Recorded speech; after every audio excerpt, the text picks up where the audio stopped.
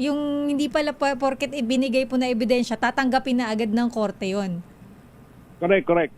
Kasi kung ano yan, so yung House of Representatives, ang ginawa nila, tinanggap nila lahat ng posible nilang magamit. Ngayon, hindi natin alam kung ano doon ang gagamitin nila.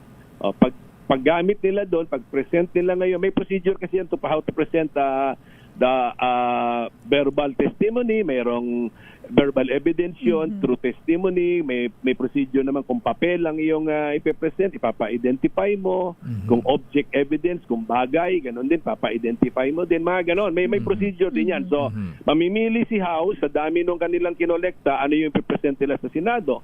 Pero hindi pa rin automatic yan na i-accept ng Senado. Pero ako nga, ang suggestion ko, huwag tayong masyado maging technical doon. Accept lang tayo ng accept. Tapos, sa ending sila naman ang senador naman ang magbibigay ng bigat eh. Sabi niya, nasa harap natin itong isang ebidensya pero mahina ito kasi dininay naman ito eh. Hindi ko itong pwedeng pagkatiwalaan na ebidensya. So, i-dismiss mo ngayon yun sa mind mo, sa utak mo. So, mamimili ka ngayon ng ebidensya. Ano ba ang ebidensya ang walang kaduda-duda na tunay na nangyari? Tapos magde-decide ka ngayon.